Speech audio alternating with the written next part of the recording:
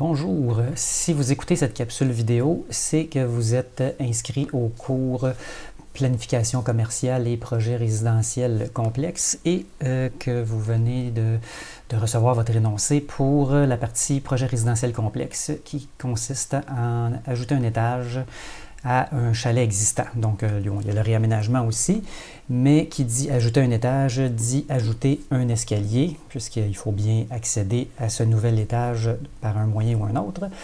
Et donc, vous devez concevoir un escalier. Donc, le but de cette capsule vidéo est de vous montrer comment faire un escalier droit, comment bien le dessiner en plan. En fait, il va y avoir plusieurs capsules sur la thématique escalier, sinon ça ferait des capsules interminables. Donc à ce moment-ci, je ne sais pas exactement combien il va y avoir de capsules. La première, je vais vous montrer comment dessiner un gabarit pour pouvoir représenter correctement votre escalier et pouvoir entamer votre planification. Donc, ce qu'il faut comprendre d'emblée, c'est que la conception d'un escalier, c'est une des choses les plus complexes à laquelle un technicien peut avoir à faire face. Donc, technicien en architecture ou en design intérieur dans votre cas. Donc, on va essayer de démystifier la chose. Bon, comme je vous disais un peu plus tôt, c'est quelque chose de complexe et il n'y a pas vraiment de secret. Il faut en faire pour réussir à devenir bon. Donc, vous avez reçu de votre professeur d'atelier le plan que vous voyez à l'écran ici. Et vous avez aussi reçu cette petite coupe-là avec un escalier droit qui est déjà dessiné. Comment on fait pour arriver à ce résultat-là? Donc, je vais refaire ces étapes-là pour vous montrer comment faire pour arriver à un résultat. Donc, j'ai effacé mon escalier ici et je recommence à zéro. Bon, vous avez eu en architecture le cours sur les escaliers, donc la théorie et un mini-test sur le sujet. Bon, c'est une introduction à la notion des escaliers, mais ça ne fait pas de vous des gens qui sont encore compétents avec ce procédé de conception d'escalier. Donc, on va refaire les étapes une à une pour vous démystifier autant que possible la chose. Bon. Donc, voilà. La chose la plus importante lorsqu'on commence un escalier, c'est de connaître notre hauteur de plancher à plancher. Donc oui, un escalier nous permet de passer d'un dessus de plancher à un autre dessus de plancher. Faites attention de ne pas faire l'erreur de prendre la hauteur sous plafond. Ce n'est pas la bonne chose. On ne veut pas se rendre seulement au plafond, on veut se rendre à l'étage au-dessus. Donc ici, on a des informations très importantes. La hauteur plancher à plancher qui est de 9 pieds dans notre cas. Donc, une hauteur de 9 pieds, ça nous fait donc 9 pieds fois 12 pouces. Ça nous donne 108 pouces de hauteur plancher à plancher. Qu'est-ce qu'on va faire avec ça maintenant? Donc, on va déterminer notre nombre de contre-marches. Si on se réfère au code du bâtiment, code de construction du Québec, donc, vous voyez ici, hauteur de contre-marche rectangulaire, vous voyez dans le tableau 9.8.4.1, donc la partie 9, section 8. On vous donne des informations sur les hauteurs. Donc, il y a aussi les profondeurs de marche qu'on va voir un peu plus tard. Bon, ici, on fait la distinction entre un escalier privé et un escalier commun. L'escalier privé, c'est un escalier qui dessert un seul logement. Donc, ça peut être un escalier intérieur ou extérieur, mais il dessert un seul logement. Escalier commun, ben, c'est tout ce qui n'est pas un escalier privé. Et ce qui est fabuleux dans ce tableau-là, c'est qu'on distingue deux types d'escaliers, mais vous voyez, ça ne change absolument rien pour les hauteurs minimum et maximum de contre-marche. Donc, il aurait peut-être pu juste mettre une case, puis nous éviter cette réflexion-là. Bref. Donc, lorsqu'on fait un escalier, on va déterminer notre hauteur de contre-marche. Le code nous dit minimum 125 de haut et maximum 200. Donc, qu'est-ce que ça donne? Ça, on va regarder. Le code parle en millimètres, hein, évidemment, dans le système métrique, mais l'architecture, construction résidentielle, ça marche tout en pouces, fait qu'il faut toujours faire des conversions. Donc, vous avez une petite calculatrice Windows avec vos ordinateurs, à moins que vous soyez équipé d'un Mac. Donc, sachez-le, vous avez aussi un convertisseur d'unité de mesure dans cette calculatrice-là. Donc, je vais mettre les millimètres et je vais les traduire en pouces. Donc, 125 mm, qu'est-ce que ça nous donne? Ça nous donne presque 5 pouces. Donc, on va dire 5 pouces. Vous voyez, on peut dire un peu plus, parce que ça, c'est la hauteur minimale. La hauteur minimale, c'est un petit peu en bas de 5 pouces. Donc, pour éviter d'être trop limite, 5 pouces, ça va être parfait. Donc, on va retenir que 5 pouces, c'est notre hauteur minimale autorisée par le code. Maximum 200. Donc, 200, qu'est-ce que ça nous donne? Ça ne nous donne pas tout à fait 8 pouces. Donc, vous voyez, 7,87. Qu'est-ce que ça fait, ça? Bien, en gros, ça nous donne, je reviens à ma calculatrice standard, 7 divisé par 8,87. Vous voyez, c'est 7 et 7 huitièmes. Donc, normalement, on ne peut pas aller plus haut que 7 et 7 huitièmes. Il ne faut pas arrondir à 8 pouces parce que là, on se trouve à dépasser notre maximum. On arrondit à 5 pouces parce qu'on dépassait notre minimum, fait que ça, c'était correct, mais il ne faut pas dépasser 8 pouces. Donc, on va viser 7 et 7 8 maximum. Je reviens à mon dessin AutoCAD. Donc, ici, on a 108 pouces. Donc, je reviens à mon dessin. Je vais plutôt revenir à ma calculatrice. Excusez-moi. Donc, j'ai 108 pouces qu'on a calculé tantôt, ma hauteur plancher à plancher. Je vais diviser par 7,75, donc 7 et 3/4. En architecture résidentielle, on va viser des contre-marches, idéalement autour de 7 et 3/4. Donc, on est en dessous de 7 et 7 8. Généralement, c'est ce qu'on va viser. Donc, 7 et 3/4 ici.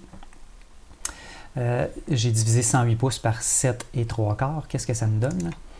Ça me donne 13,93. Donc ça, c'est le nombre de contre-marches que je peux avoir. Bon, 13 contre-marches, ça se peut. 14 contre-marches, ça se peut. 13,93 contre-marches, ça se peut pas. Donc c'est simplement pour... j'ai fait ce petit calcul-là tout simplement pour voir quel nombre de contre-marches va s'appliquer à mon escalier. Ça, on est dans un nombre de contre-marches minimal. Donc, ensuite de ça, je vais me tracer une ligne de plancher à plancher. En fait, je vais en tracer deux lignes. Vous voyez, je suis sur le calque escalier ici. Donc, je vais essayer. Donc, je suis autour de 13 et 14. Donc, je vais essayer avec 13 contre-marches et avec 14 contre-marches, voir qu'est-ce que ça donne. Ben, en fait, je peux le calculer directement avec ma calculatrice. Je vais faire 108 pouces divisé par 13. Ça me donne des contre-marches, donc 13 contre-marches de 8,3 pouces. Vous vous souvenez de ce qu'on vient d'aller voir dans le code? Donc 200, c'est 7 et 7 8. On ne peut pas faire ça. Les contre-marches sont trop hautes et ne sont pas conformes au code. On va refaire le calcul maintenant. 108 pouces divisé par 14 contre-marches. Ça me donne des contre-marches de 7,71. On vise d'être plus près possible du 7,75, donc on est correct. 14 contre-marches est donc notre nombre de contre-marches minimal. Donc, je vais diviser ici. Donc, il y a une commande dans AutoCAD qui sert à diviser un segment en parties égales. Donc, je fais diviser, DIV au clavier.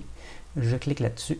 Je sélectionne mon segment et je lui dis 14. Donc, il me divise normalement en 14 contre-marches précisément. Donc, si je mesure, vous voyez, 7 et 11 16e. Donc, je suis correct. Maintenant, le code nous permet n'importe quoi entre des contre-marches de 5 pouces de haut et des contre-marches de 7 et 7 8. Mettons qu'on fait le calcul de 108 pouces et qu'on va voir, par exemple, si on a des contre-marches de 5 pouces, ça me donne 21,6. Donc, à 22 contre-marches, mes contre-marches vont être trop basses, mais à 21, ils vont être parfaites. En fait, ils vont être réglementaires. Donc, ça me donne des contre-marches. Ça va me donner 21 contre-marches, en fait. Donc 21 contre-marches, ça commence à faire pas mal de contre-marches. Je fais une division ici, DIV. 21 contre-marches. Donc, vous voyez la quantité de contre-marches que je vais avoir. Donc, chaque espace entre les points est un espace de contre-marche. Donc, vous voyez la quantité de contre-marche que j'ai. Et qui dit plus de contre-marche, dit plus de marches. Donc, vous allez avoir beaucoup plus de marches à votre escalier et votre escalier va être plus étendu.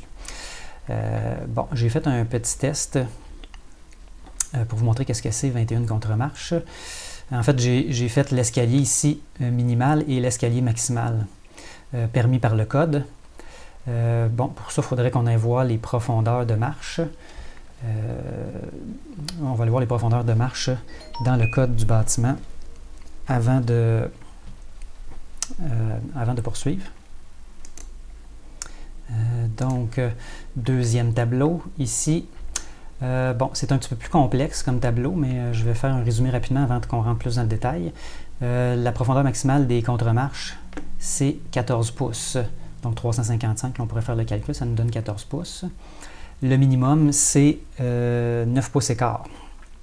Donc, pour être réglementaire au code, il ne faut pas que la contre-marche soit plus haute que 5 pouces, plus basse que 5 pouces, il ne faut pas qu'elle soit plus haute que 7 et 7/8. Il ne faut pas qu'elle soit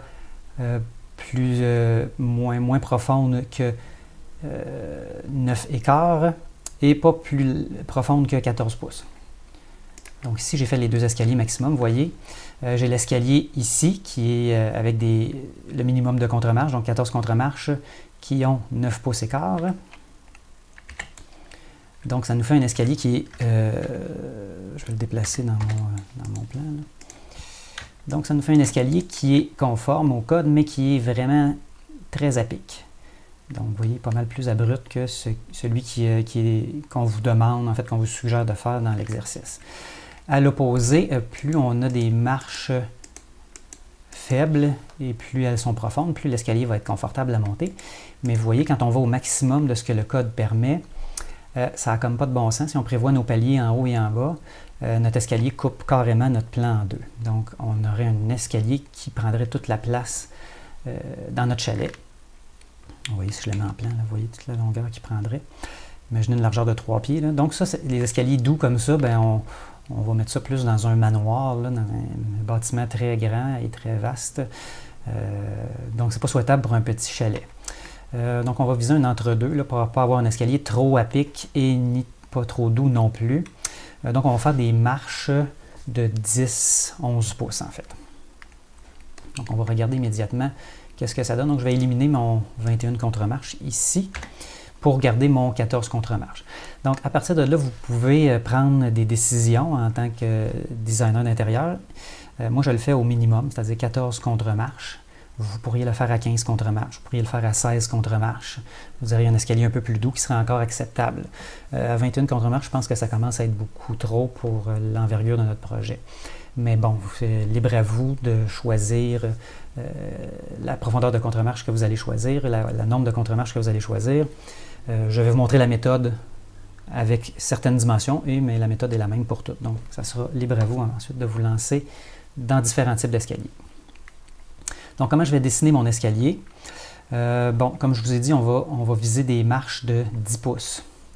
Petite parenthèse ici, si vous voulez avoir les points, lorsque vous divisez votre ligne comme ça, si vous voulez que les points apparaissent comme ça, il y a une petite commande au clavier. Donc, DDP-TYPE, DDP type. Donc, lorsque vous cliquez, appelez cette commande-là au clavier, vous avez les styles de points qui apparaissent. Donc, si vous ne voyez pas les styles de points une fois que vous avez fait votre division, c'est probablement que c'est ce style de points-là qui est défini. Donc, vous pouvez changer le genre de point que vous voulez avoir. Là. Vous pouvez changer la taille aussi. Donc, moi, je suis content avec ce que j'ai. Je ne changerai rien. Mais si vous ne voyez rien apparaître sur votre ligne, c'est probablement que celle-là est définie. Donc, voici comment le changer. DDP type au clavier. Donc, je vais me dessiner une marche de 10 pouces. Donc 10 pouces, comme ceci.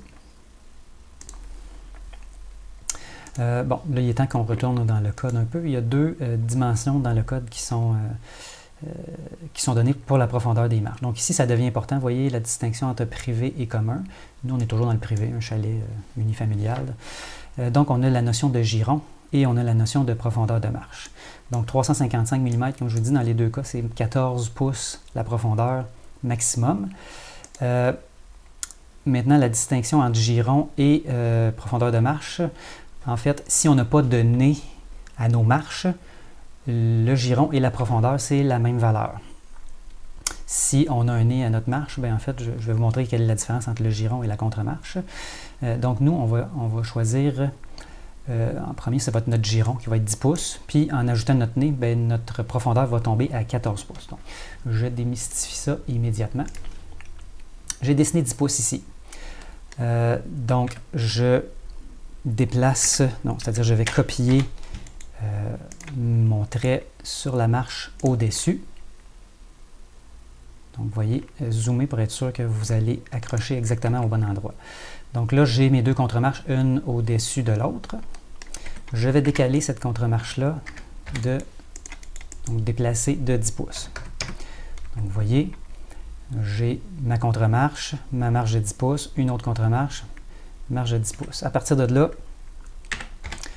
je peux copier le nombre de fois désiré ma marche ici. Donc, je vais prendre comme point de départ le devant ici de cette ligne-là et je vais l'envoyer sur la marche qui existe déjà ici. Donc, je vais me servir de mon point de repère ici sur ma deuxième marche et donc ainsi de suite, je vais monter jusqu'à temps que j'ai une marche sur mon plancher, sur le dessus de mon plancher de l'étage. Donc, presque terminé. Voilà. À ce moment-là, je vais aller valider cette marche-là ici. Il faut qu'elle soit exactement rigoureusement par-dessus le dessus de votre plancher. Si ça n'arrive pas parfaitement, vous devez recommencer les étapes qu'on vient de faire parce que vous avez fait une erreur à quelque part. Généralement, c'est parce que vous n'aurez pas accroché au bon endroit. Donc, cette méthode-là, c'est la seule méthode qui va vous permettre d'avoir rigoureusement des contre-marches avec la valeur précise. Si vous essayez de déplacer ou de copier vos marches en le tapant au clavier la valeur, ça ne devrait pas marcher parce qu'il y a beaucoup de fractions. Là, vous voyez, quand on a fait 108 divisé par 14, il y a un nombre infini de chiffres après la virgule, donc vous ne serez jamais capable d'avoir exactement la bonne valeur. Donc, à moins que ce soit un chiffre que vous êtes chanceux et que votre hauteur plancher donne un chiffre rond, là, à ce moment-là, vous pourriez copier. Mais sinon, la seule méthode, c'est de tracer un trait comme j'ai fait du dessus de plancher au dessus de plancher et de faire une division. Comme ça, vous êtes sûr d'avoir exactement la bonne valeur. Je n'ai plus besoin de mon guide ici, je peux le supprimer. Donc, j'ai toutes mes contre-marches, ici toutes mes marches, c'est-à-dire de 10 pouces. Maintenant, je vais m'ajouter un nez d'1 pouce. Donc, le nez d'1 pouce, qu'est-ce que c'est? Donc, je vais étirer d'1 pouce chacun des traits comme ça pour qu'ils empiètent sur la marche avant. Donc, pour le faire, vous voyez, il y a une méthode un petit peu plus rapide, là. Donc, je vais appuyer sur Shift au clavier et cliquer sur les petites poignées qui sont situées à la gauche comme ça. De cette manière-là, je vais être capable de faire tous les étirements d'un coup. Ici. Voilà. Une fois que c'est fait, je relâche le bouton Shift et je clique comme ça. Vous voyez, toutes les lignes s'étirent. Je tire vers la gauche et je fais 1.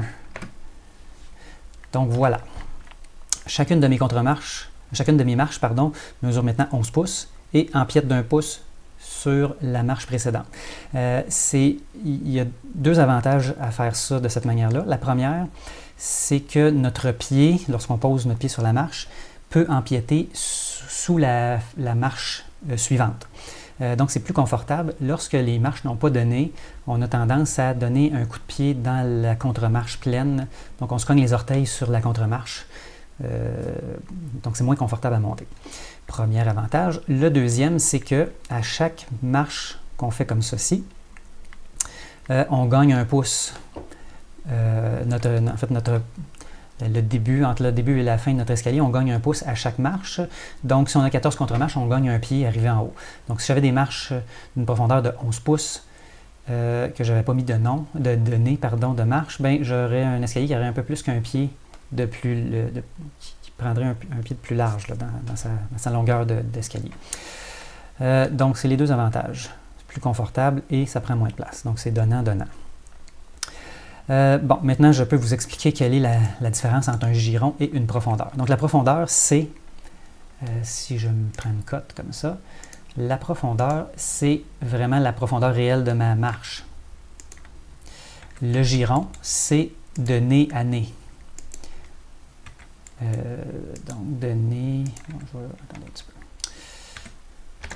Je vais dessiner ma contre-marche comme ceci, ça va être plus facile. Attendez voir. Je vais prendre ma cote. Bon, je vais dessiner une marche à 11 pouces, puis après ça, je vais réduire, ça va être plus simple. Comme ceci. Donc, voilà. Donc, dans ce cas-ci, mon giron est de 10 pouces, donc de nez à nez, c'est 10 pouces, et ma profondeur, c'est 11 pouces. Si je retourne dans le code, donc mon giron, je ne peux pas aller en bas de 8 écarts, j'ai 10 pouces, donc je suis correct. Je ne peux pas aller en haut de 14, donc je suis loin du 14. Et ma profondeur, je ne peux pas aller en bas de 9 pouces et quart. Donc si on fait 235, là, puis on fait la petite conversion, je ne peux pas aller en bas de 9 pouces et quart. J'ai 10 pouces, donc j'ai 11 pouces, pardon, donc je suis correct. Et je ne dépasse pas le 14 pouces. Donc mon escalier est conforme. Mais je pourrais prendre n'importe quelle valeur entre les deux qui sont là.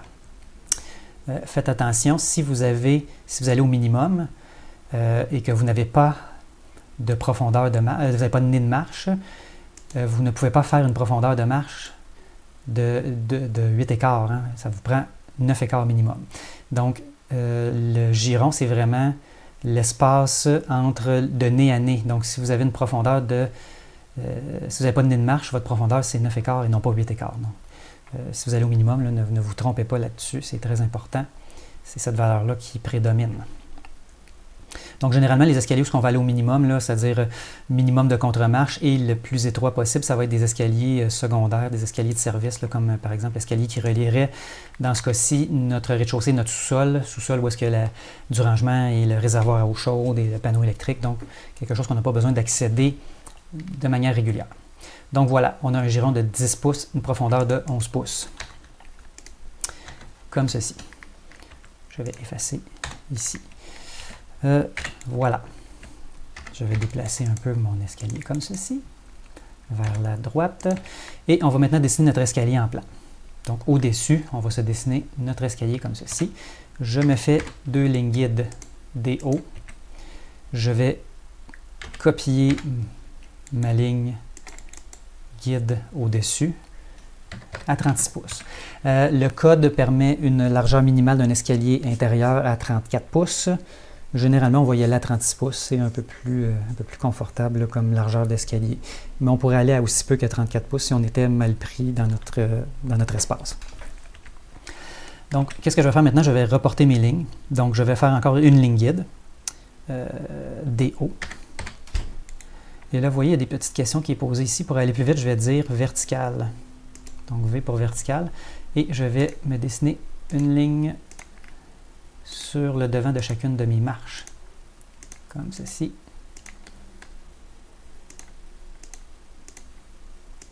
Voilà. Ensuite de ça, je vais me faire un ajuster. Commande clavier AJ. Je sélectionne mes 2 premières lignes guides que j'ai dessinées. Je pèse sur la barre d'espacement et là, je peux venir ajuster ces lignes-là comme ça. Donc ici, j'ai mes nez de marche. J'ai besoin de mes contre-marche. Donc, vous voyez, j'ai une ligne pleine qui va représenter le devant du nez de ma marche.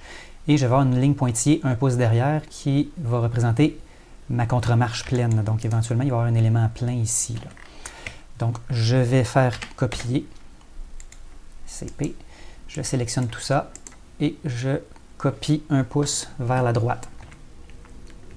Donc, je peux vérifier avec mes lignes guides pour être bien certain que mes contre-marches sont à la bonne place. Vous voyez ici, comme ceci. Si je prends une autre ligne guide comme ça, vous voyez, j'arrive exactement à ma contre-marche.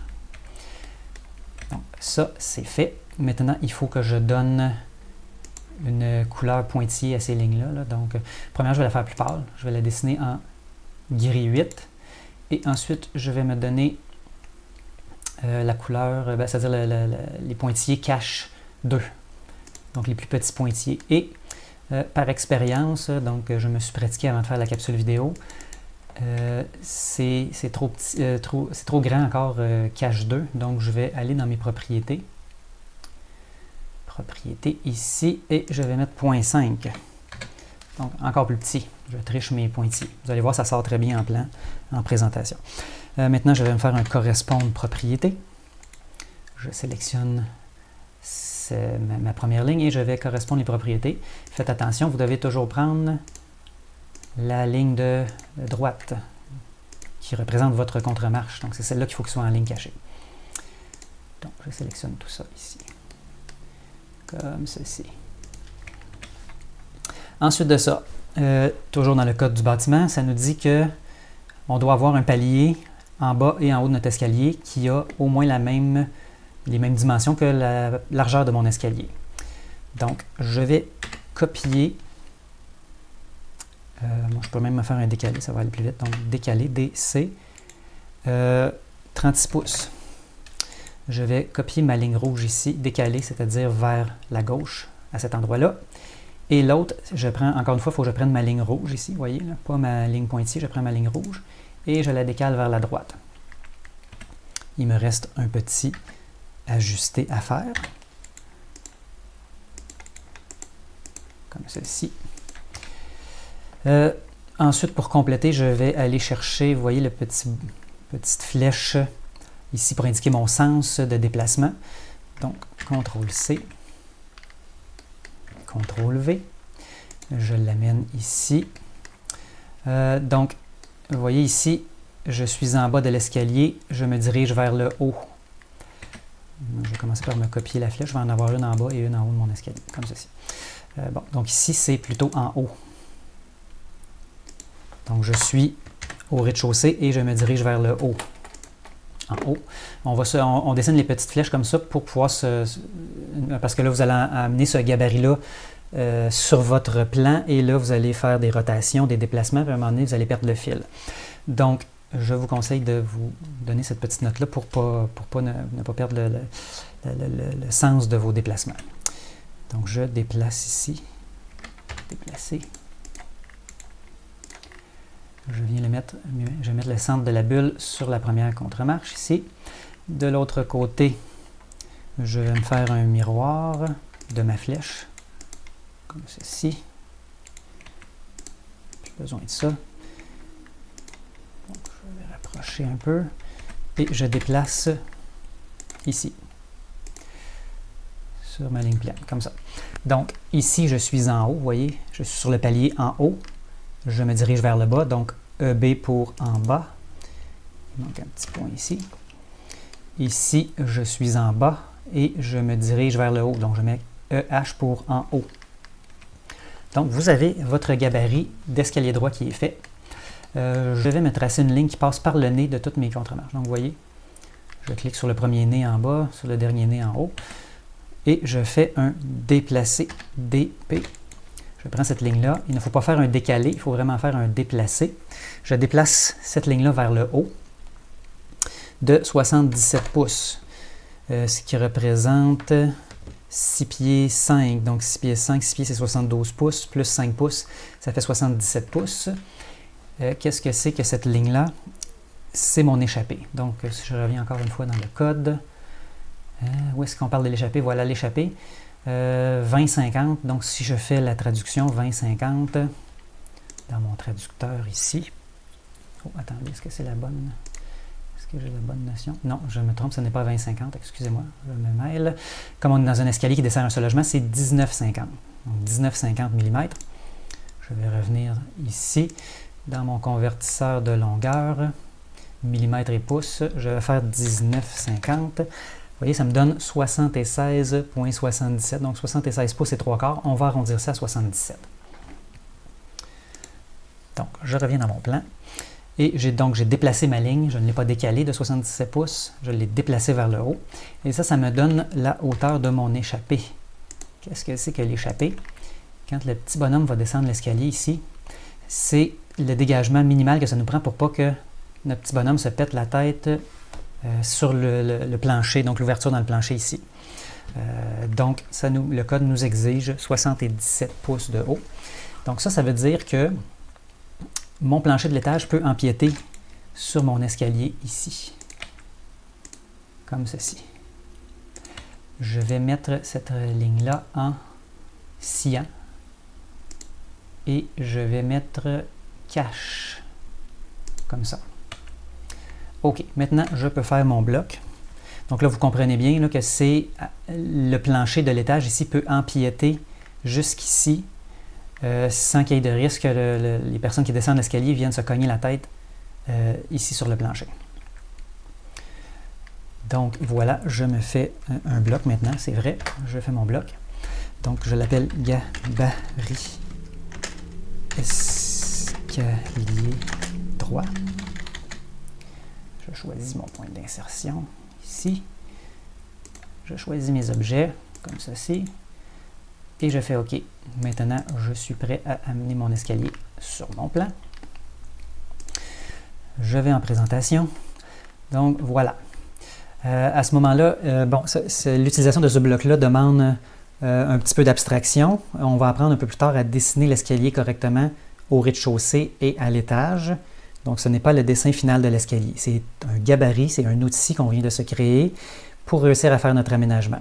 Donc, il faut comprendre que quand on est en bas, donc on a le palier ici qu'il faut respecter. Quand on est en bas, ce qu'il faut comprendre, c'est que l'escalier disparaît tranquillement et à un moment donné, il vient se fusionner dans le plafond.